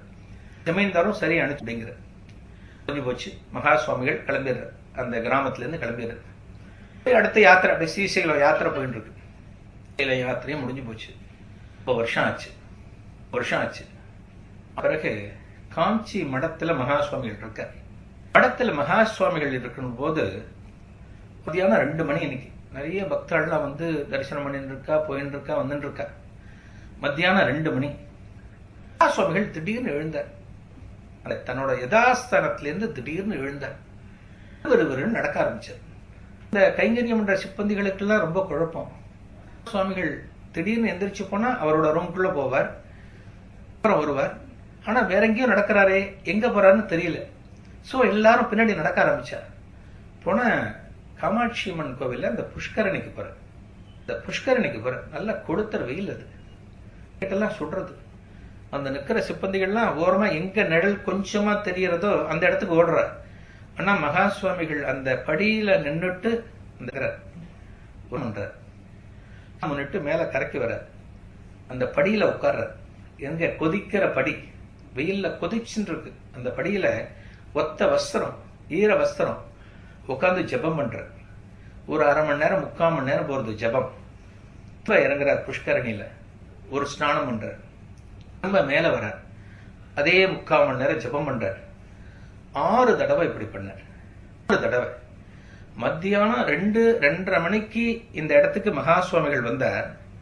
கிட்டத்தட்ட ஒரு 6 மணி வரைக்கும் இது போயிட்டே இருந்தது. யாரும் பேசல, மகா சுவாமிகளும் யார்ட்டையும் பேசல, கூடியிருக்கிற சிப்பந்திகளும் யாரும் பேசல. மகா சுவாமிகள் கிட்ட யாரையும் விடவும் இல்லை. பக்தாள்லாம் அங்கங்க கூட ஆரம்பிச்சுட்டா. நிறைய பேர் எங்க மடத்துல மகா சுவாமிகளை பார்க்கறதுக்காக வந்தவாள்லாம் இங்க புஷ்கரணியில இருக்கா அப்படின்னு தெரிஞ்சு எல்லாம் புஷ்கரணிக்கு வர ஆரம்பிச்சுட்டா. எல்லாரும் ஒரு வாரத்துல உட்கார ஆரம்பிச்சுட்டா. குழப்பம், ஏன் மகா சுவாமிகள் இப்படி பேசாம இப்படி பண்ணிட்டு இருக்காரு அப்படின்னு குழப்பம். 6 மணி வரைக்கும் இது நடந்திருந்தது. மகா சுவாமிகள் கரையேறி வந்தார், திரும்ப கரையில உட்கார்ந்தார். ஒரு அரை மணி நேரம் போயிருக்கும், 6:45 ஆயிருக்கும். மடத்துல இருந்து, காஞ்சிபுரம் மடத்துல இருந்து ஒரு முக்கியமான சிப்பந்தி கையில ஒரு காகிதத்தை வச்சுட்டு ஓடி வரான். ஓடி வந்து நேர மகா சுவாமிகள் முன்னாடி நிற்கிறான். மேனேஜர் யாரையும் பார்க்கல, அவனுக்கு குழந்த விஷயம் அப்படி. மகா சுவாமிகள்கிட்ட நேர வரான். அவன் வர்றத மகா சுவாமிகள் பார்த்துடுற. அவன்கிட்ட என்னங்கிற, கர்னூல்ல இருந்து ஒரு தந்தி வந்திருக்கு, சுந்தரகேசவலு சீரியஸ் அப்படின்னு ஒரு தந்தி வந்திருக்கு அப்படின்னு அந்த சிப்பந்தி சொல்றார். சுவாமிகள் பார்வை ரொம்ப இதாயிடுத்து. இன்னைக்கு அவர் ரொம்ப நெகிழ்ந்து போயிட்டார். இன்னைக்கு என்னாச்சு, மகா சுவாமிகள் அந்த மடத்தோட மேனேஜர் கூப்பிட்டார். மேனேஜரை கூப்பிட்டு மேனேஜர் பக்கத்துல வந்துட்டார். மேனேஜர்கிட்ட சொல்றார், மகா சுவாமிகள் சொல்றார், அந்த புரந்தர கேசவலு இப்ப இல்ல, உனக்கு ஒரு விஷ ஜுரம் வந்துடுத்து. உனக்கு விஷ ஜுரம் ரொம்ப அவஸ்தப்பட்டான். அவஸ்தப்பட்டு அவன் காலமாயிட்டான்.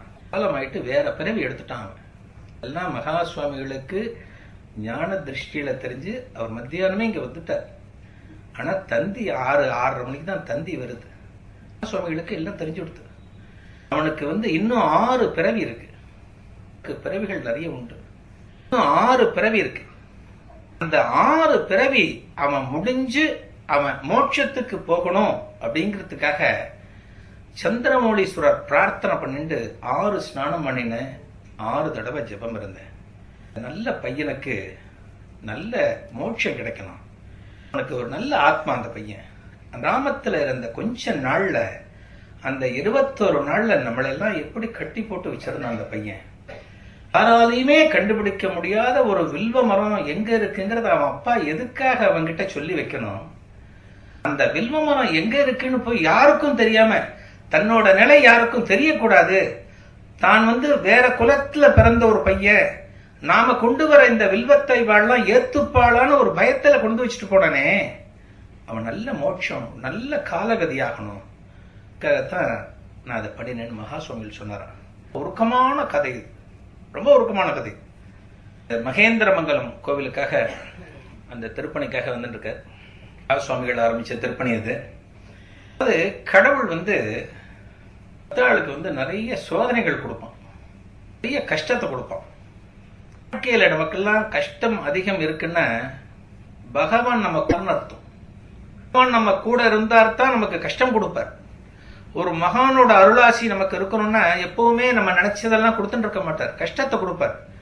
கஷ்டத்தின் போதுதான் நமக்கு கடவுளோட ஞாபகம் வரும். அந்த கஷ்டம் விலக வேண்டிய ஒரு நேரம் வந்ததுன்னா நமக்கு எல்லாமே சேர்த்து கொடுப்பார். என்னென்ன கொடுக்கணுமோ சேர்த்து கொடுப்பார். நம்ம நிறைய புராணத்துல படிச்சிருக்கோம். நம்ம நாயன்மார்கள் சிவனடியார்கள்லாம் எத்தனை கஷ்டப்பட்டு சிவபூஜை பண்ணியிருக்கா அப்படிங்கறதெல்லாம் நம்ம நிறைய நூல்கள்ல படிச்சிருக்கோம். பெரிய புராணம் அதெல்லாம் படிச்சா நிறைய தெரியும். உத்தரப்பூண்டில இருந்து திருவாரூர் போற ரோட்ல ஒரு கிராமம் இருக்கு, தண்டலச்சேரி அப்படிங்கிற ஒரு கிராமம் இருக்கு. மெயின் ரோட்ல, தண்டலச்சேரி கிராமத்துல மெயின் ரோட்ல ஒரு சிவன் கோவில் இருக்கு. சிவன் பேரு நீழ்நெறிநாதர் அப்படின்னு சிவன் பேர். பேர் ஞானாம்பிகைன்னு பேர். இந்த கிராமத்துல அந்த தண்டலச்சேரி அப்படிங்கிற கோவில் இருக்கிற அந்த கிராமத்துல இருந்து ஒரு 2 கிலோமீட்டர் தள்ளி அந்த மெயின் ரோட்ல கண்ணமங்கலம் அப்படின்னு ஒரு கிராமம் இருக்கு. இந்த கிராமத்துல வேளாளர் குலத்துல ஒரு சிவனடியார் ஒருத்தர் இருந்தார் அந்த காலத்துல. அவர் பேர் தாயனார்னு பேரு.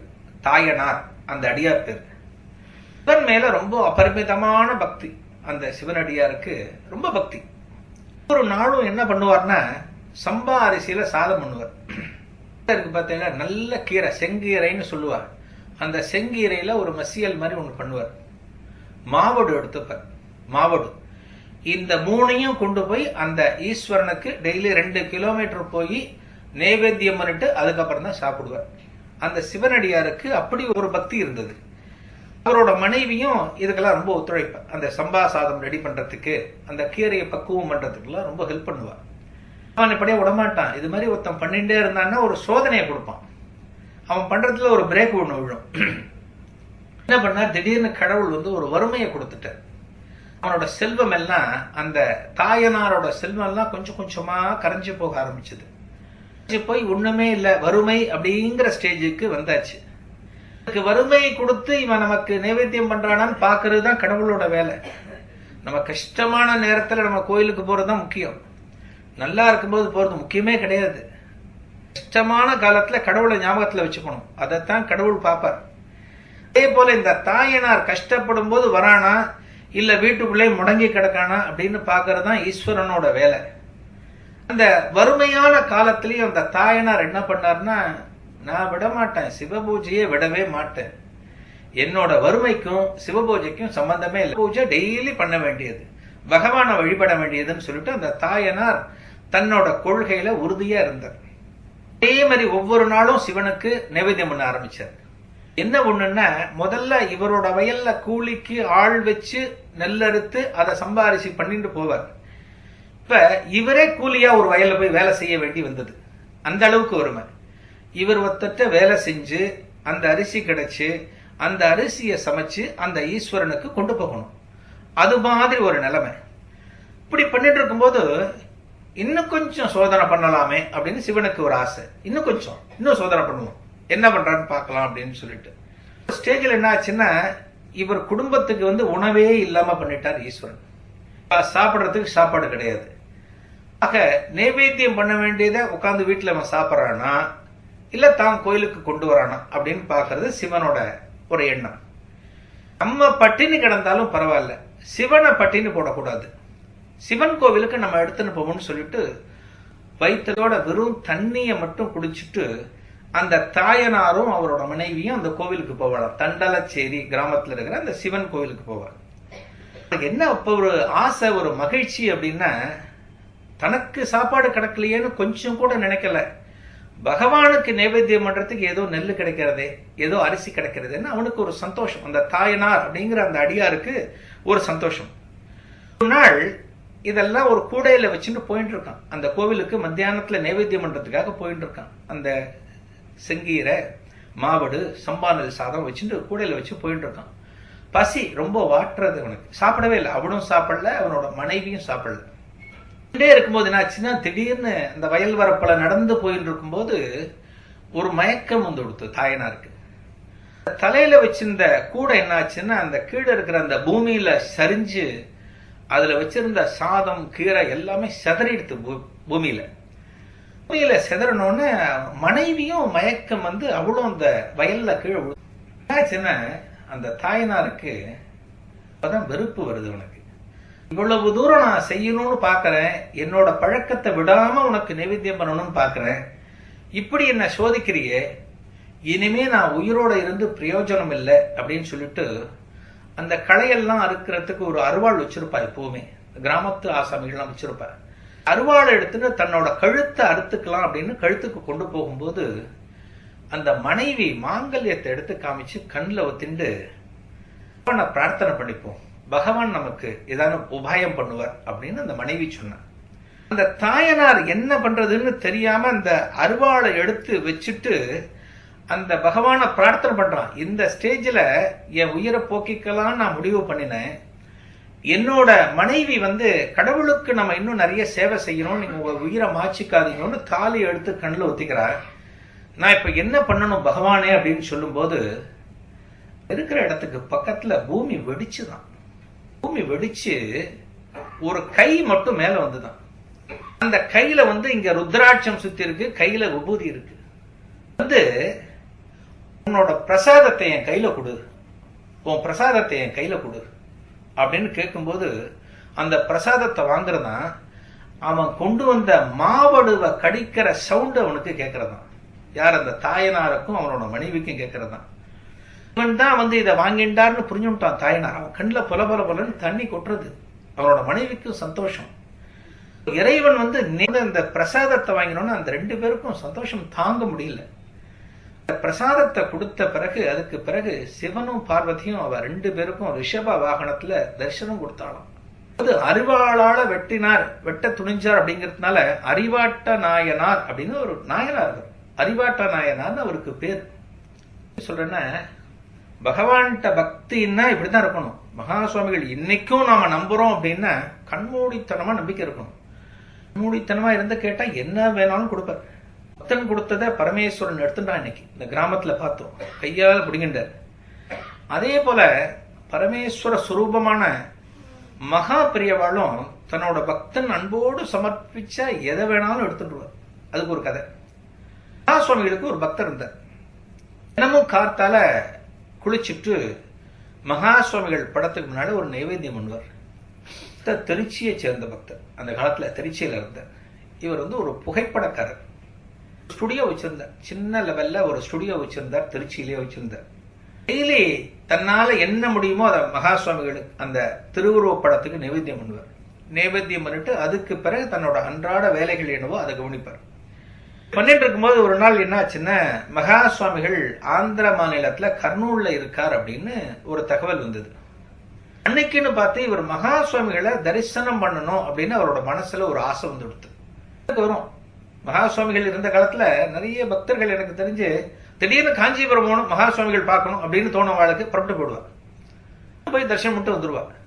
அதே போல இந்த போட்டோகிராஃபருக்கு, புகைப்படக்காரருக்கு மகா சுவாமிகளை கர்னூல்ல போய் தரிசனம் பண்ணணும்னு ஒரு ஆசை வந்து கொடுத்து உடனே கிளம்புவோம்னு சொல்லிட்டு என்ன பண்ணார், பால் மகா சுவாமிகளுக்கு நைவேத்தியம் பண்ணணும் இல்லையா, அதை விட்டுறக்கூடாது இல்லையா, ஒரு பால் சூடா பால் மகா சுவாமிகள் படத்துக்கு முன்னால வச்சுட்டு வீட்டை பூட்டிண்டு திருச்சியிலேருந்து புறப்பட்டு மெட்ராஸ்க்கு வந்து ஏதோ ட்ரெயின்லாம் பிடிச்சி அடுத்த நாள் போயிட்டார்.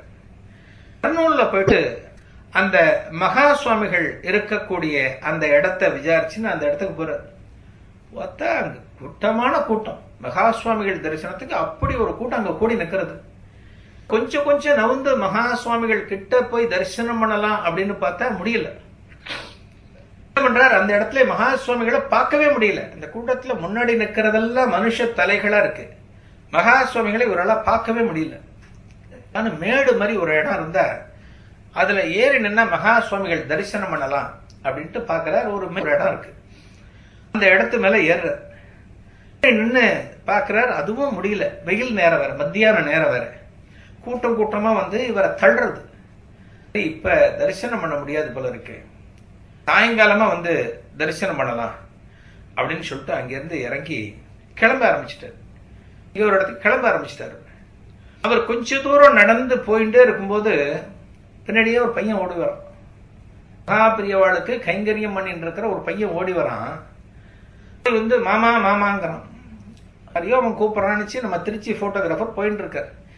இவரை வந்து தொட்டு உங்களைத்தான் அப்படிங்கிறான். நீ யாரா, என்ன எதுக்கடா கூப்பிடுற அப்படி? உங்களைத்தான் பெரியவா கூப்பிடுற. என்னையா என்ன இப்படி சொல்ற? நீங்க திருச்சி தானே? ஆமா நான் திருச்சி தான். நீங்க போட்டோகிராஃபர் தானே? ஆமா நான் போட்டோகிராஃபர் தான். உங்களை தான் கூட்டிட்டு வர சொன்னார். திருச்சியிலேருந்து ஒரு போட்டோகிராஃபர் போயிட்டு இருக்கார். உங்க அடையாளத்தை சொன்னார். அதான் உங்க அடையாளத்தை வச்சு நீங்க தான் திருச்சி போட்டோகிராஃபர் அப்படின்னு உங்க பின்னாடி வந்தேன். மகா பெரியவா கூப்பிடுறவங்கள அப்படின்னா அவருக்கு ஆனந்தம் தாங்க முடியல. போற இந்த வழி அப்படியே விலகிறது. அவர் யாரெல்லாம் அவருக்கு முன்னாடி நின்றாலும் இந்த பையன் போயின்னு இருக்கான் முன்னாடி. தள்ளுகோ மகா சுவாமிகள், தள்ளுகோ மகா சுவாமிகள் பார்க்கணும், தள்ளுகோன்றான். மடத்து பையனாச்சே, எல்லாம் வழியை விடுறான். திருச்சி போட்டோகிராஃபர் போய் மகா சுவாமிகள் முன்னால போய் நிற்கிறார். மகா சுவாமிகள் போய் முன்னால் நின்னோன்னா அவர் நமஸ்காரம் பண்ண ஆரம்பிச்சுட்டார். மகா சுவாமிக்கு ரொம்ப ஆனந்தமா கண்ணில் தண்ணீர் வழியை நமஸ்காரம் பண்றாரு. சுவாமிகள் கேட்கிறார் அவர்கிட்ட, ஏன்பா தூரம் வந்திருக்க, திருச்சியிலேருந்து புறப்பட்டு இங்க வந்திருக்க, பார்க்காம போறிய நீ? நியாயமா? உனக்கே நியாயமா இருக்காது. என்ன பார்க்கணும்னு வந்திருக்க, பார்க்கல அப்படியே திரும்பி போயிட்டு இருக்கே அப்படின்னு கேட்கிறாராம். அவர் சொல்றாரு, கூட்டமா இருந்தது பெரியவா, கூட்டம் குறையட்டும், அப்புறமா சாயங்காலமா வந்து தரிசனம் பண்ணலாம் அப்படின்ட்டு நான் இங்கேருந்து கிளம்பிட்டேன் பெரியவா, நான் சாயங்காலம் வந்து பண்ணலான்னு தான் இருந்தேன் அப்படின்னு அவர் சொன்னார். சாப்பிட்டியோ அப்படிங்கிற. சாப்பிட்டேன் பெரியவா, இங்கேயே சாப்பிட்டேன், இந்த முகாம்லேயே சாப்பிட்டுட்டு காத்தால தான் வந்தேன், இங்கேயே ஸ்நானம் பண்ணி அனுஷ்டானங்கள்லாம் முடிச்சு எல்லாமே சாப்பிட்டு முடிச்சாச்சு அப்படிங்கிற நேரம். அமைதியா மகா சுவாமிகள் வந்துட்டு கொஞ்சம் கிட்டக்க கூப்பிட்டு இருந்து போட்டோகிராஃப் வாங்கி அப்படிங்கிறார். காட்டுறார். நாக்க பார்த்தியா? நாக்க பார்த்தா கொஞ்சம் செவந்து இருக்கு அவருக்கு. தட்டில் பார்த்தா 1-2 சின்ன சின்ன புண்ணு இருக்கு. அவருக்கு என்னன்னு புரியல, எதுக்காக இதை நம்ம கிட்ட காமிக்கிறார் அப்படின்னு புரியல. சொல்றார், நீ அங்க பால் வச்சியே, உங்க ஆத்துல என் படத்துக்கு முன்னாடி பாலை வச்சியே, அவ்வளோ சூடா வைக்கலாமாடா பாலை? அதை குடிச்சா என்னத்துக்கு ஆறுது? சூடா குடிச்சதுனால இப்படி ஆயிடுத்து எனக்கு. திருச்சியில வச்ச பாலை ஆந்திரால குடிக்கிறாராம். அதான் மகா சுவாமிகள். நீங்க எங்க என்ன பண்ணினாலும் அவர் எடுத்துட்டுருவார். அவர் எடுத்துக்கணும்னா எல்லாத்தையும் எடுத்துட்டுருவார். அங்க வச்ச பாலை இங்க எடுத்துட்டு இருக்கார். கடவுளுக்கு நம்ம நைவேத்தியம்னு சொல்றோமே, சும்மா கடவுள்கிட்ட காமிச்சுட்டு அடுத்து நம்ம இலையில எப்ப போடுவா, சக்கரை பொங்கலை எப்ப நம்ம தட்டுல வரும், வடை எப்ப நம்ம தட்டுல வரும் நம்ம பார்த்துட்டு இருக்கோம். அப்படி இல்ல, அதை அதனோட ஆவி, அதனோட இது பகவான் எடுத்துக்கிறார். எடுத்துட்ட பிறகு அதை அவர் ஸ்வீகரணம் பண்ணிட்ட பிறகுதான் நமக்கு வர்றது. அதை நம்ம புரிஞ்சுக்கணும் முதல்ல. அதே போல பகவானுக்கு நைவேத்தியம் பண்ணும்போது இன்னொரு விஷயம் என்னன்னா, நம்ம சாப்பிடுற பக்குவத்துல பகவானுக்கு நைவேத்தியம் பண்ணணும். கொதிக்க கொதிக்க சாத்த கொண்டு போய் பகவான் முன்னாடி வைக்க கூடாது. பகவான் தானே, அவர் இங்க சாப்பிட போற, சூடா இருந்தா அவர் இங்க தெரிய போறதா அப்படின்னு நம்ம நினைக்க கூடாது. கொஞ்சம் ஆறுனா விட்டு, சில பேர் பண்ணுவா, ஃபேன்ல கொஞ்சம் ஆற வச்சு அப்புறம் தான் சுவாமிகிட்ட கொண்டு வைப்பா. கொஞ்சம் ஆறுன பிறகுதான் பகவானுக்கு நிவேத்தியம் பண்ணணும். மகா சுவாமிகள் நாக்க காமிச்சு சொல்றாரு, ஏண்டா அவ்வளவு பியா நீ பாலை கொஞ்சம் ஆத்தி வைக்க மாட்டியோ அந்த பாலை, அவ்வளவு சூடா குடிச்சதுனால பார் எப்படி ஆயிருக்கு பார் அப்படின்னு சொன்னோன்னு அந்த போட்டோகிராஃபருக்கு கை கால பதற ஆரம்பிச்சு கொடுத்து. அது தான் வச்ச பிரசாதத்தை பகவான் எடுத்துட்டாரே அப்படிங்கிறது ஒரு பக்கம். இன்னொரு பக்கம் இந்த பிரசாதம் இப்படி ஆயிடுத்தே, அவரை நம்ம புண்படும்படியா பண்ணிட்டோமே, பகவானோட வாயில புண் வரத்துக்கு நம்ம காரணமா இருந்துட்டோமேன்னு சொல்லிட்டு ரொம்ப சங்கடப்பட்டார் அந்தவர். பகவானுக்கு நாம எதுவுமே பகவான் எடுத்துப்பார் அப்படின்னு நினைச்சு நாம வச்சா பகவான் சத்தியமா எடுத்துட்டுவார். எந்த பகவானா இருந்தாலும் எடுத்துட்டுவார். ஒரு கதை கூட சொல்லுவார். பண்டரிபுரத்து கதையில, பண்டரிபுரத்து அந்த பேர் மறந்து போச்சு, பண்டரிபுரத்து ஒரு மகான் ஒருத்தர் இருந்தார். அவர் டெய்லி பண்டரிபுரத்துல அந்த பண்டரிநாதர் கொண்டு நைவேத்தியம் பண்ணுவார். இதுவா பண்ணுவார், கொண்டு போய் நைவேத்தியம் பண்ணுவார், அப்படியே ஆத்து கொண்டுருவார். அப்படி கொண்டு போவார், ஆத்து கொண்டுருவார், நைவேத்தியம் சொல்லுவார். ஒரு நாள் அவர் ஊருக்கு போயிட்டார். அவர் பையன் கிட்ட அந்த அவ அம்மா சொல்ற, டேய் இன்னைக்கு உங்க அப்பா ஊர்ல இல்ல, இதை கொண்டு நைவேத்தியம் பண்ணிட்டோம் பண்டரிநாதனுக்கு, எடுத்துட்டு காமிச்சுட்டு நீ எடுத்துட்டு வா அப்படின்னு சொன்னாலும். இந்த பையன் சின்ன பையன், 3-4 வயசு பையன். அவன் போய் அங்க வச்சான், பண்டரிநாதன் முன்னாடி வச்சான். அவன் மந்திரம் கிடையாது, பண்டரிநாதா எடுத்துக்கோ, பண்டரிநாதா எடுத்துக்கோ அப்படின்னா அப்படியே இருந்தது. என்ன பதார்த்தம் டப்பால கொடுத்தாலும் அப்படியே இருந்தது. எடுத்துக்கோ, எங்க அப்பா கொடுக்கறால, நீ எடுத்துக்கிறல்ல, எடுத்துக்கோ, நீ எடுத்துக்கோ அப்படிங்கிறான். விக்கிரகம் அப்படியே இருக்கு, எடுத்துக்கல. என்ன மட்டும் அழ ஆரம்பிச்சுட்டான். எங்க அப்பா வந்தா மட்டும் நைவேத்தியம் பண்ற, நைவேத்தியம் பண்ணேன்னு சொல்ற, நானும் இன்னைக்கு நைவேத்தியம் பண்ண தானே வந்தேன், நீ எடுத்துக்க மாட்டேன்னு சொன்னா பண்டரிநாதனே அந்த பையனுக்கு முன்னாடி உட்காந்து கிண்ணத்துல இருந்து எடுத்து சாப்பிட்டு அந்த பையனுக்கு 2 ரூபாய் கொடுத்தாராம். காலி கிண்ணம் காலி ஆயிடுது. 2 பேரும் சாப்பிட்டார். காலி ஆனோன்னு இதை கொண்டு போய் உங்க ஆத்துல கொடுத்துருன்னு சொல்லிட்டு பண்டரிநாதன் கொடுத்துட்டா. இந்த பையன் கிண்ணத்தை எடுத்துன்னு ஆத்துக்கு வரான். அம்மா நான் நைவேத்தியம் பண்ணிட்டேம்மா அப்படின்னு சொல்லிட்டு கிண்ணத்தை கொடுக்குறான் அம்மா கிட்ட. எங்கடா உள்ள கொடுத்த பொங்கல் எங்கடா அப்படிங்கிற அம்மா. சாப்பிட்டாமா அப்படிங்கிறான். என்னடா கதை வர்றிய, உங்க அப்பா தான் டெய்லி போயிட்டு வர்றார் கோயிலுக்கு, பொங்கல் அப்படியே கொடுத்துருவார், இன்னைக்கு என்ன பண்டரிநாதன் சாப்பிட்டான்னு சொல்றேன்னு. பிறகு உண்மையிலே பண்டரிநாதன் சாப்பிட்டாருமா, அவர் எங்கிட்ட பிரசாதம் கொடுத்தாருமா அப்படின்னு அந்த பையன் சொன்னானோ. அதுக்கு பிறகு அன்னைக்கு ராத்திரி அந்த அம்மா கனவுல பண்டரிநாதன் அந்த பிரசாதத்தை தான் எடுத்துன்றதை சொன்னாங்க. அதே போல நாம பகவானுக்கு ஒரு அர்ப்பணிப்போட எதை கொடுத்தாலும் பகவான் எடுத்துட்டுவார். சுவாமிகள் ஒரு கனவுல சோமாசி கேட்டாராம். இந்த தீபாவளிக்கெல்லாம் பண்ணுவோம்ல, சோமாசின்னு ஒண்ணு பண்ணுவோம், ஒரு ஷேப்ல இருக்கும், உள்ள பூரணம் மாதிரி ஒண்ணு இருக்கும், ரொம்ப நல்லா இருக்கும் அந்த பதார்த்தம். அந்த சோமாசி கேட்டாராம் மகா சுவாமிகள். பிரதோஷ மாமா ஓரளவு தெரிஞ்சிருக்கும், மகா சுவாமிகள் சம்பந்தப்பட்டவர்களுக்கு பிரதோஷ மாமா தெரிஞ்சிருக்கும். வெங்கட்ராமையர்னு சொல்லுவோம். அவரோட மனைவி, அவரோட தர்ம பத்தினியும் மகா சுவாமிகள் மேல அவ்வளவு ஒரு பிரீத்தியான பக்தி அவரோட பாரியாளுக்கும். ஒரு நாள் அந்த மாமி கனவுல ராத்திரி மகா சுவாமிகள் வந்து நாளைக்கு காத்தால நீ சோமாசி பண்ணி எடுத்துட்டு வரணும் அப்படின்ட்டாங்க. காத்தால எந்திரிச்சோன்னு கனவு ஞாபகம் வந்தது. அடடா, மகா சுவாமிகள் சோமாசி பண்ணி கொண்டு சொன்னாரேன்னு சொல்லிட்டு அவர் ஆத்துக்கார்ட்ட சொன்னார். அடும் பகவான் கேட்டாரா? உடனே போய் என்னென்ன பதார்த்தம் வாங்கணுமோ வாங்கி உட்காந்து மடியோட பண்ணி ஒரு பெரிய சம்பளம் ஃபுல்லா சோமாசி போட்டால, சுட சுட சுட சோமாசி போட்டா. அந்த மாமி என்ன பண்ணா, அந்த டப்பாவை தூக்கிட்டு மடத்துக்கு போயிட்டா, காஞ்சி மடத்துக்கு போயிட்டா. மடத்துக்கு போனோடனே அந்த மாமி சாதாரணமா கை வீசிட்டு வருவா. அன்னைக்கு ஏதோ டப்பா எடுத்துட்டு வராளேன்னு சொல்லிட்டு மடத்துல இருக்கிற இந்த கைங்கரியம் பண்ற மாமியை தெரியும் இல்லையா, காஞ்சிபுரத்துல தான் அவ இருந்தா. என்னது டப்பால அப்படின்னு கேட்டோன்னு, பெரியவா சோமாசி கேட்டா, அதான் கொண்டு வந்திருக்கேன் அப்படின்னு இந்த மாமி சொன்னாலும். எல்லாம் கிண்டல் பண்ண ஆரம்பிச்சுட்டாலும், என்னது பெரியவா சோமாசி கேட்டால, அவர் என்ன தீபாவளிக்கு பலகாரமா சாப்பிட போற, சோமாசி கேட்டாருன்னு சொல்றேன். பெரியவா பிக்ஷை எடுத்துல சாப்பிடுவார் அப்படின்னு சொல்லிருக்கா. இல்ல இல்ல, என்கிட்ட சோமாசி தான் கேட்டார் அப்படின்னு சொல்லி இந்த மாமி போயிட்டு இருக்க. யார் கேட்டாரோ அவருக்கு தெரியும் இல்லையா தான் என்ன கேட்டோம்னு சொல்லிட்டு. மகா சுவாமிகள் முன்னாடி போறார், சிரிச்சுட்டு பாக்குறா, இந்த அம்மாவை பாக்குறார். இந்த டப்பாவை அங்க வச்சா திறக்கல. என்னது சோமாசியா அப்படின்னு கேட்டாரா மகா சுவாமிகள். ஞான திருஷ்டியில கேட்டார்னா அதான் கரெக்டா கண்டுபிடிக்கிறதுங்கிறது. என்னது டப்பால சோமாசியா அப்படின்னு கேட்டோம்னா அந்த அம்மாவுக்கு சந்தோஷம் தாங்க முடியும். சோ கனவுல வந்ததுன்றது கரெக்ட் தான் அப்படிங்கிறது ஊர்ஜிதமாயிடுத்து அந்த மாமிக்கு. ஆச்சு, அந்த சோமாசி டப்பாவை எங்க தர கொஞ்சம் அப்படின்னு அந்த டப்பாவை அந்த மகா சுவாமிகள்கிட்ட அந்த டப்பாவை திறந்து காமிச்சிருக்கேன். திறந்து பார்த்தோன்னா மகா சுவாமிகள் டப்பாவை முடிச்சுன்னா சொன்னாராம், இந்த உட்காந்துருக்காளே இந்த வேத பாடசாலை பசங்கள்லாம் உட்காந்துருக்காளே, இந்த வரிசையா உட்காந்துருக்காளே, இவெல்லாம் பாராயணத்துக்காக வந்திருக்கா. இவாளுக்காகத்தான் சோமாசி கேட்டேன், எனக்காக இல்ல. உன் கையாலேயே இந்த பசங்க எல்லாருக்கும் ஒன்னொன்னு துண்டு கொடு, அவளாம் ரொம்ப சந்தோஷமா சாப்பிடுவா. அவளுக்கு இந்த பதார்த்தம்லாம் யாரும் கொடுக்க மாட்டான். அவளுக்கெல்லாம் ஒரு சாம்பார் ரசம் ஒரு கறி தான் அவளுக்கு. இதான் அவளுக்கு ரொம்ப அபூர்வம். உன் கையாலேயே எல்லா பசங்களுக்கும் கொடு அப்படின்னு சொன்னோன்னே அந்த மாமி ரொம்ப சந்தோஷத்தோட அந்த பசங்க எல்லாருக்கும் இன்னைக்கு சோமாசி கொடுத்தாலும். இந்த விஷயத்தை அப்புறம் கேட்டு ரொம்ப பேர் ஆச்சரியமா பார்த்தா அந்த மாமியை பார்த்தா.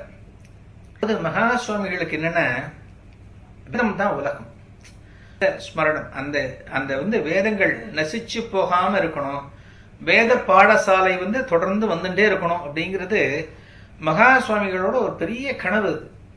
வேத பாடசாலை வந்து எந்த காலாகாலத்துக்கும் இருந்துட்டு இருக்கணும் அப்படின்னு சொல்லிட்டு ரொம்ப சொல்லிட்டே இருப்பார்.